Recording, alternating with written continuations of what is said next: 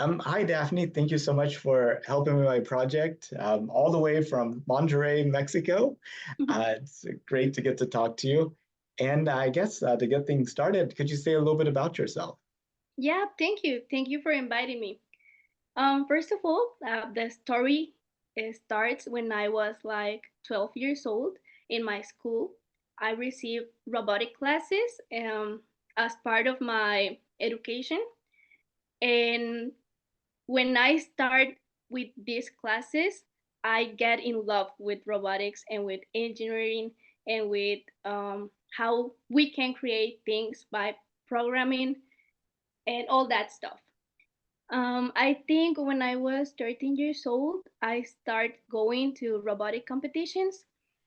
And of course, I start learning a lot. I start making new friends that they were also in love with the same things as me.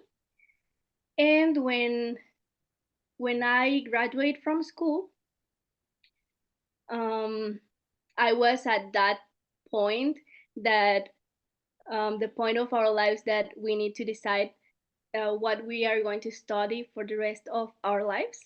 And I think my love with robotics was bigger. So my decision was to start studying robotics engineer, like in the university. And since that time to right now, I am studying the fourth semester, no, the fifth semester of robotics engineering here in Monterrey. That is amazing. And that sounds like a really difficult decision to make about what you want to study for the rest of your life. And I know it feels that way coming out of high school, but I got to tell you from having changed careers several times that you can always make new choices. So don't don't feel like you have to get it perfect. Yeah, I mean, my first decision that I made was to study medicine. I was one semester studying medicine, but when I was in that career, I I really knew that I was a great student right there, but I really love robotics, and the reason of why I didn't enter to the robotics career was that I feel that um, I was not have the ability to make all the career. I mean, like I was thinking that it will be difficult. So by that thoughts and that things that came to my mind, I made the decision to go to medicine. But then I talked with my family and I really said that I the mission of my life was in robotics and engineering and all that stuff. And they understand and they were like, okay, you were so child when you decided you were going to another career, so it's okay, we understand you, and we support your decision. So by that decision I make the change to robotics. Well, it sounds like you have wonderful, supportive, smart parents. So you're definitely very blessed to have that. Yeah. I had a few questions I wanted to ask you. They're kind of like the standard questions I do with my Countdown to the Moon project. So the first one is, did you know that NASA is planning to send astronauts back to the moon? Yeah, of course, the Artemis mission. When I was in NASA, but in the U.S. Space and Rocket Center. I don't know if you know that Hmm. place, Huntsville, I do. Alabama. I was taking a program there. So uh, the day that was the launch of the first mission, I was there taking the program. So I saw how the rocket was like launched in the in the in the installations in the facility of NASA. That is amazing. Yeah. And I guess, how does that make you feel, seeing machines that are capable of taking humans to other worlds? It was great. I mean, the physical rocket was not launched right there, but the mission control of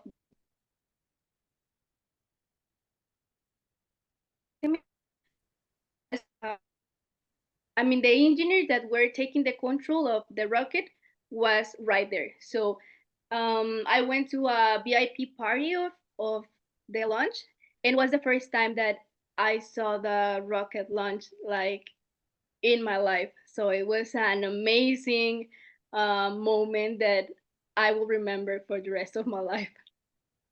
That is amazing. The first rocket launch I saw was with our mutual friend David. It was the Inspiration 4 launch, actually.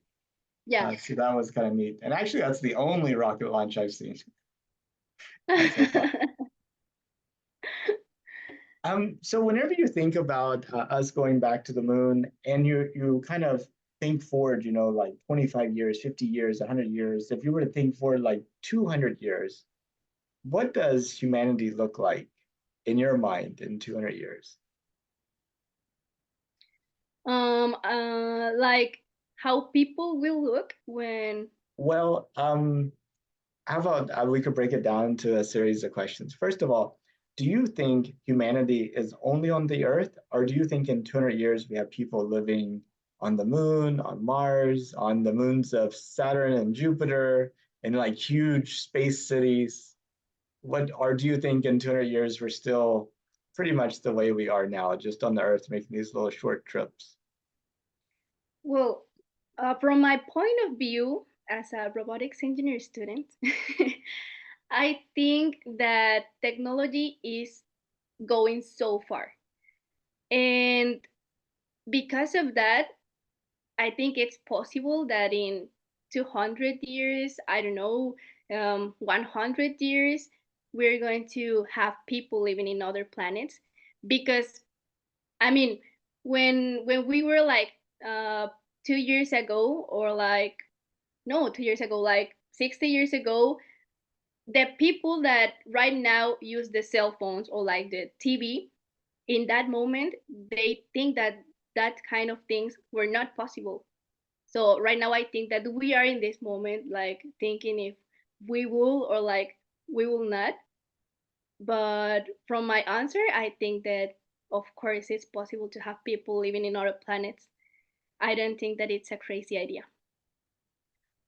You mentioned robotics, and I think robotics is exciting, because essentially it means the cost of doing anything like physically will go close to zero. Like if you want to build like huge buildings, or if you want to like manufacture stuff, or if you want to like reorganize stuff.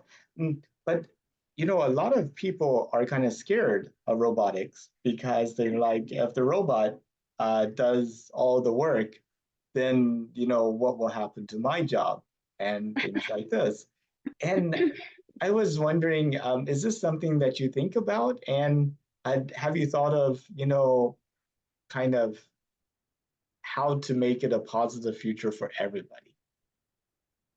Well, the things related to robots and that topic don't scare me because I think that I always see the idea from the point that robots that we can, or like me, or like all the persons that know programming or like something like that,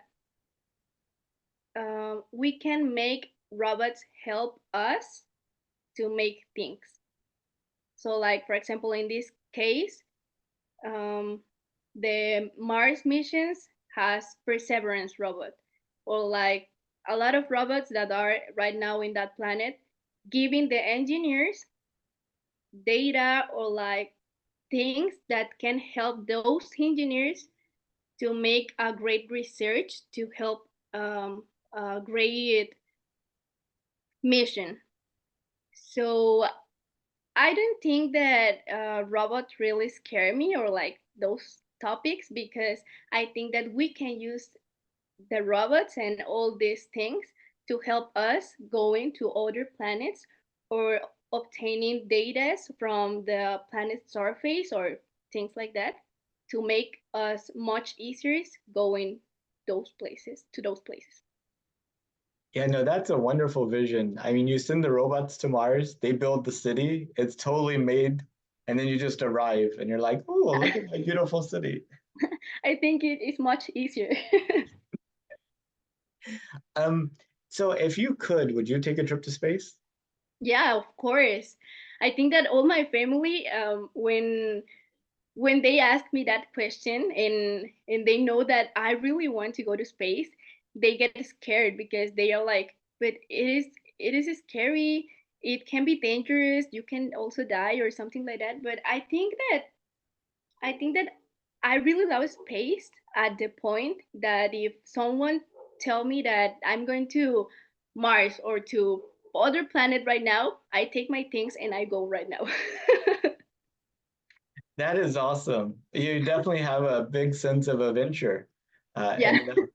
We were talking about how our friend David, it's very does a lot of scary things, but going to Mars, I think, is potentially scarier than anything that he's done. So uh, there's that. Um, so one other thing is your name, Daphne, actually has a connection to us going back to the moon, because Artemis is the sister of Apollo, and that's as much as I really know, but I hear that Daphne and Apollo have some connection. And David thought that I should ask you about it. Yes. Um, this story is like a love story from I think Greek, yeah, Greek stories.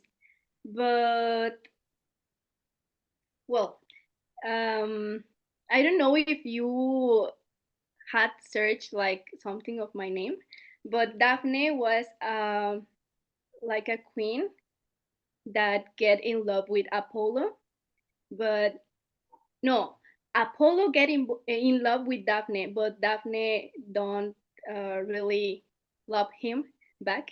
So it was like a really love but not love story. And then Artemis is the sister of Apollo. So I think it's a story that have a little connection with me because I don't know, like when I was a kid and I start loving this kind of robotics and space and this kind of things, I didn't really knew the magnitude of. I mean, like my parents put me this name, but they didn't know that 15 years ago, 15 years later, I will start loving these things. So it has a little connection that the story is like Apollo loved Daphne, and it's always like seeing her or like trying to had her attention. But yeah, I mean, it's a connection that is like strange because 15 years later, I will start loving these kind of topics too. That is awesome.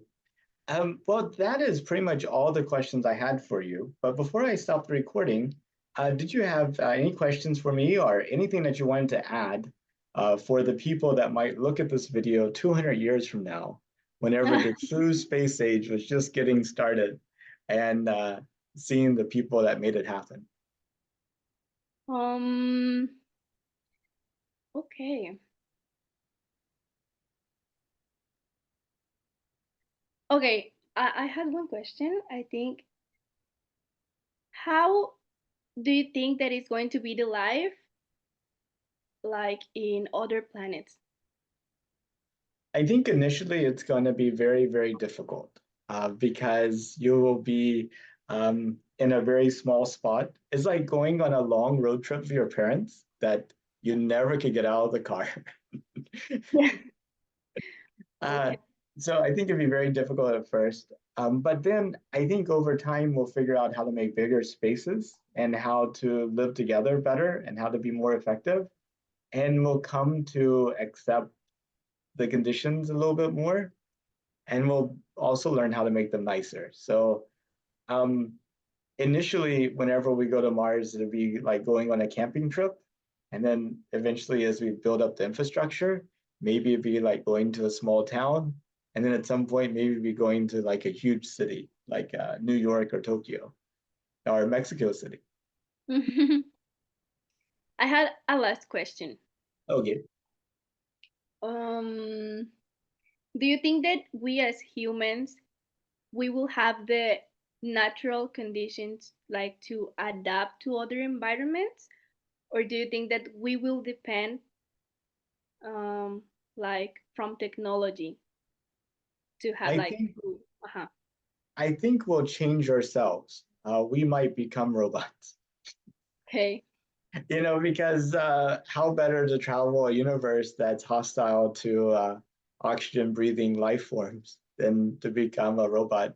And you can put yourself to sleep for hundreds of years and wake up in other places. You don't need air to breathe. You could just get power from like a nuclear device inside of you. Yeah. So, um, I mean, the thing that I think we're going to struggle with is what does it mean to be us? What does it mean to be human? Um, and then who do we recognize as being human versus not human? And that type of Yeah. Thank you. thing. Well, thank you so much, Daphne. I really appreciate your time and participating in my project. I've been interviewing a person a day since 2019. I'm counting down to the end of 2024, which is the year with this year when we were supposed to land astronauts on the moon. And I haven't missed a day yet. So you are truly a lifesaver. So thank you so much. No, thank you. It was exciting. But you have a good night, and I hope our paths cross again. Yeah, thank you. Bye. Bye.